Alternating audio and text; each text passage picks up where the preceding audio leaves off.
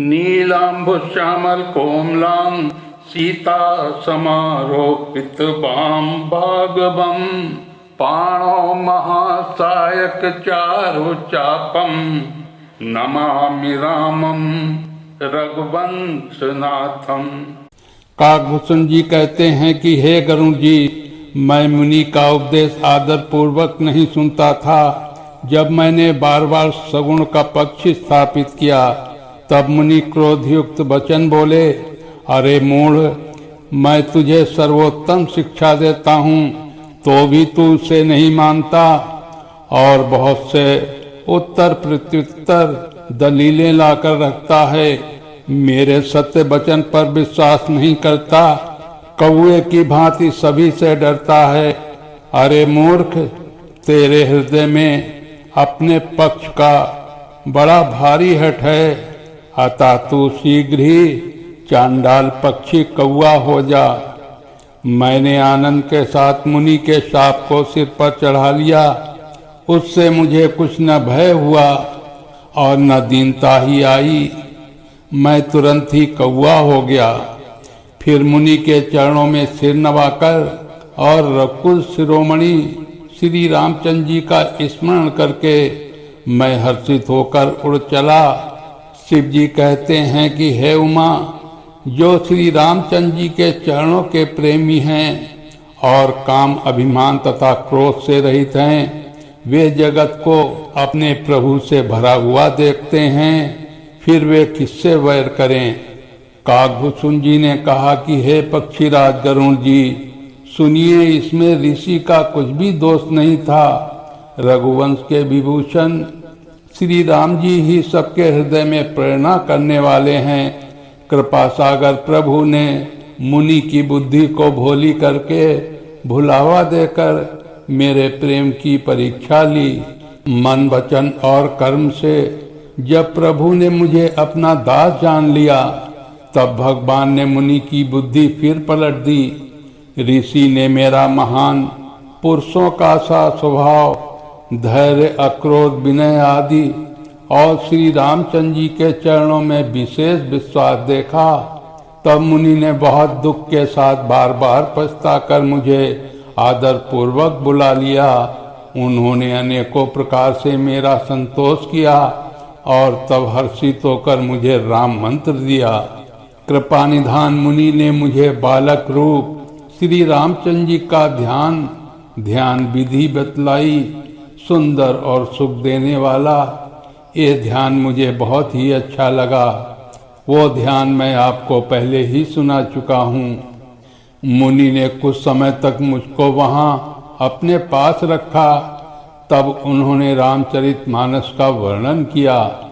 आदर पूर्वक मुझे एक कथा सुनाकर फिर मुनि मुझसे सुंदर वाणी बोले, हे तात, ये सुंदर और गुप्त रामचरितमानस मैंने शिव जी की कृपा से पाया है।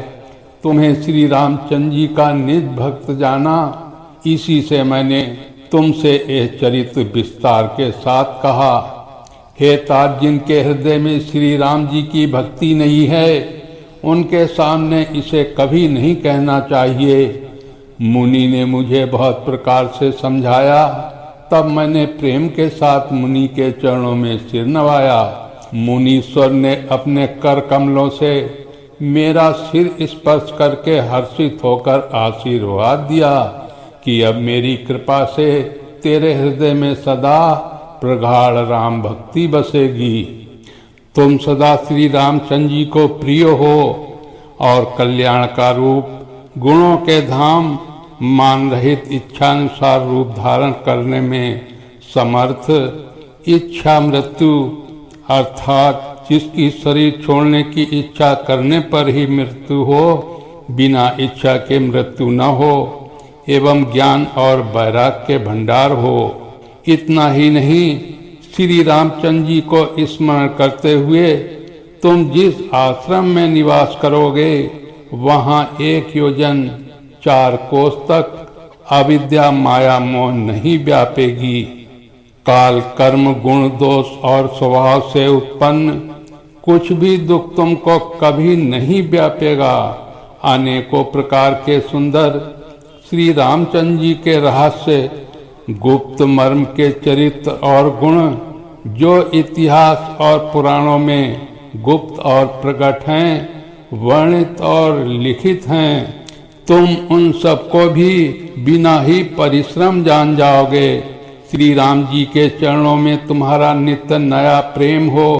अपने मन में तुम जो कुछ भी इच्छा करोगे, श्री हरि की कृपा से उसकी पूर्ति कुछ भी दुर्लभ नहीं होगी। हे धीर बुद्धि गरुड़ जी, सुनिए। मुनि का आशीर्वाद सुनकर आकाश से गंभीर वाणी हुई कि हे ज्ञानी मुनि, तुम्हारा वचन ऐसा ही सत्य हो।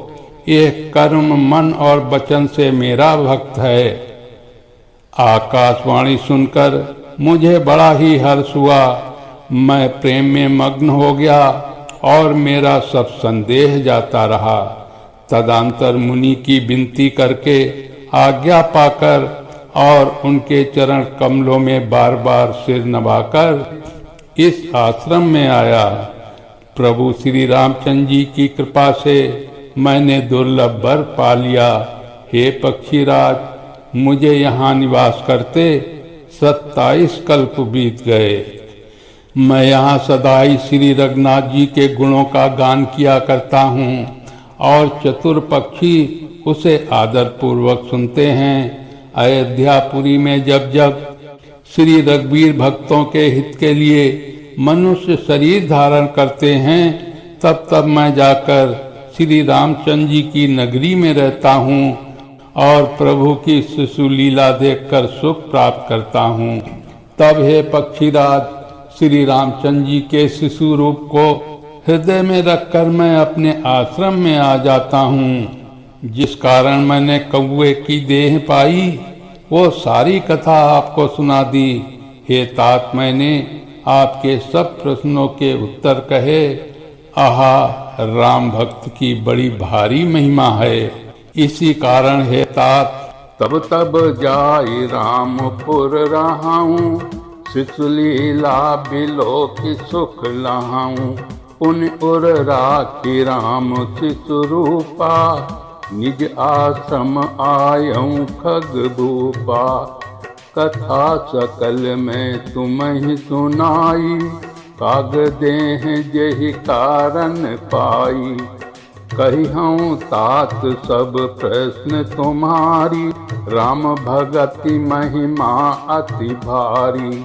ताते एतन मोहि प्रिय भयउ राम पद नेह, निज प्रभु दर्शन पायऊ गए सकल संदेह। भगति पक्ष हट करि रहूं, दीनि महाऋषि साप। मुनि दुर्लभ बर पायऊं, देखूं भजन प्रताप। जे असि भगति जानी परिहरहीं, केवल ज्ञान हेतु श्रम करहीं। ये जड़ काम धेनु ग्रह त्यागी, खोजत आकु फिरहीं पै लागी। सुन खगेश हरि भगति बिहाई, ये सुख चाहई आन उपाई। 63 महासिंधु बिनु तरनी, पैरि पार चाहई जड़ करनी। सुनि भुसुंड के बचन भवानी, बोले गरुण हरति मृदुबानी। तब प्रसाद प्रभु मम उर माही, संशय शोक मोह भ्रम नाही। सुनो पुनीत राम गुण गामा, तुमरी कृपा लहऊं विश्रामा। एक बात प्रभु पूछऊं तोहि, कहु बुझाई कृपा निधि मोहि। कहीं संत मुनि वेद पुराना, नहीं कछु दुर्लभ ज्ञान समाना। कोई मुनि तुम सन कहूँ गोसाई, नहीं आदर हूँ भगति की नाई।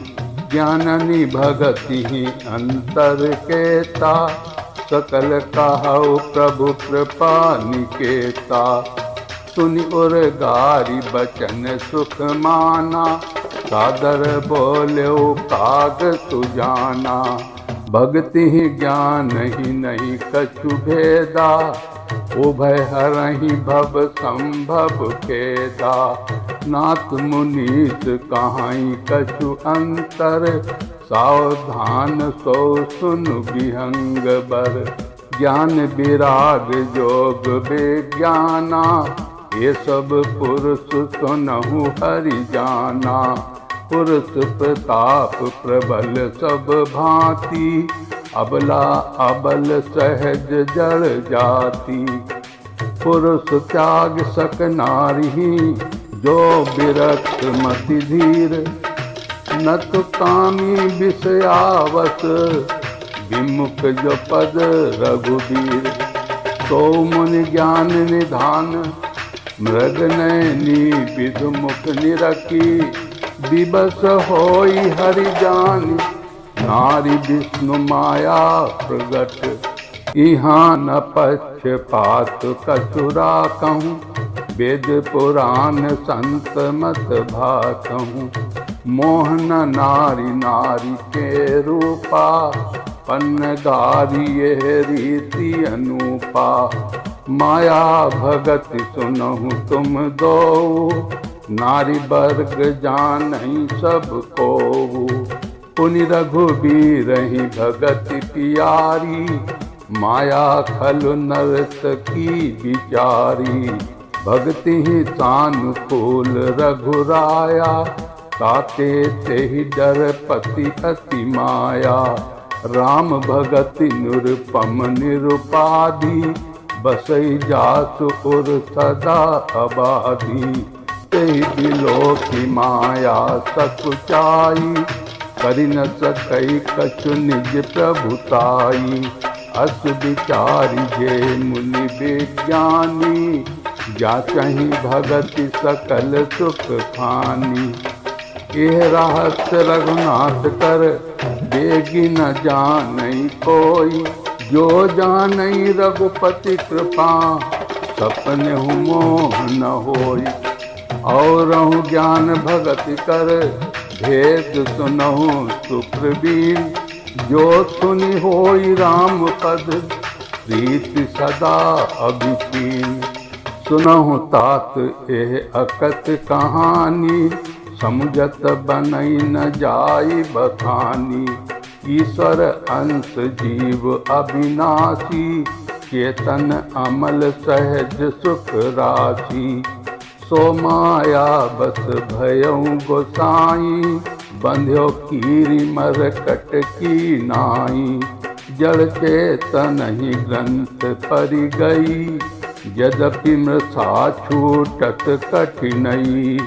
जब ते जीव भयउ संसारी, छूट न ग्रंथि न होई सुखारी। श्रुति पुराण बहु कहु उपाई, छूट न अधिक अधिक अरुधाई।